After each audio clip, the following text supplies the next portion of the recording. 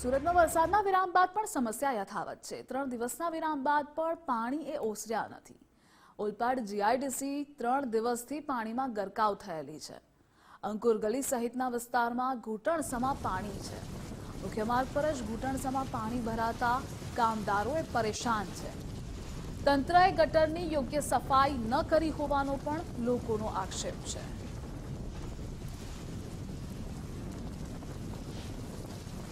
मैं मोदी इंडस्ट्रीज में काम करता हूँ। साहब इतना पानी भरा है, कौन आएगा जाएगा। रास्ता ऐसा है, सब रास्ते में पानी है। हाँ, फिर इसको बहुत उपस्थित हम लोग हैं कि कोई भी साधन से बने। आज हो गया 7-8 दिन, 9 दिन हो गया होगा। अभी तो बारिश भी बंद है। बारिश भी बंद है। तो कैसा है? ऐसा है सर, वो पानी कम ही नहीं हो रहा है। जब तक वो गटर लाइन नहीं बनेगा तब तक नहीं हो पाएगा। हमको तो साहब हमको रही है, सब पब्लिक को रही है, जितना ड्यूटी करने वाले हैं। हम तो साइकिल से आते जाते रहते हैं।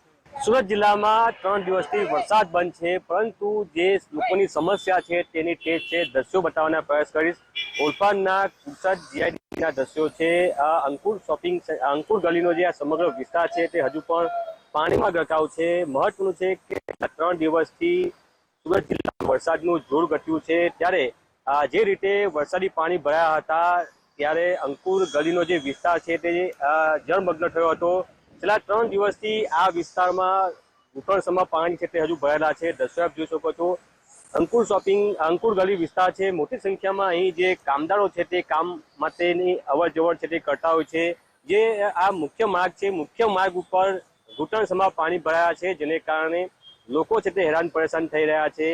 મહત્વનું છે કે જે પ્રમાણે પંચાયત દ્વારા, તંત્ર દ્વારા પ્રી મોન્સૂનની કામગીરી કરવાની હોય છે, આ કામગીરીમાં ક્યાંક ને ક્યાંક કમી રહી હોય તે પ્રમાણે આ દ્રશ્યો છે તે બતાવી રહ્યા છે। કારણ કે જે રીતે વરસાદી પાણીનો નિકાલ થવો જોઈએ, જે ડ્રેનેજ લાઈનો છે તેની સાફ સફાઈ થવી જોઈએ, તે ન થતા આ પરિસ્થિતિ સર્જાય છે। હજુ પણ જે ડ્રેનેજ લાઈન છે તે બ્લોક છે। જે વરસાદી પાણીનો નિકાલ થવો જોઈએ તે ન થવાને કારણે આ પરિસ્થિતિ સર્જાય છે। દ્રશ્યો જોઈ શકો છો, આખો વિસ્તાર છે તે પાણીમાં જે છે તે ગરકાવ થયો છે।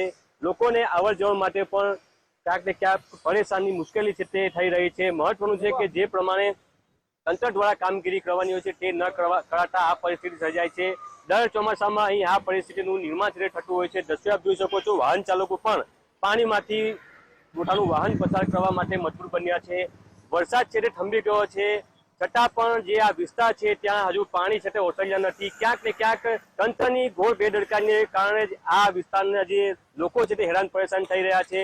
હજુ પણ વરસાદ બંધ છે, છતાં વિસ્તારમાં પાણી ન ઓસરતા ક્યાંક ને ક્યાંક લોકો જે તંત્ર છે તેની ઉપર રોષ ઠાલવી રહ્યા છે। ઉદય જાદવ, ગુજરાત ફર્સ્ટ, સુરત।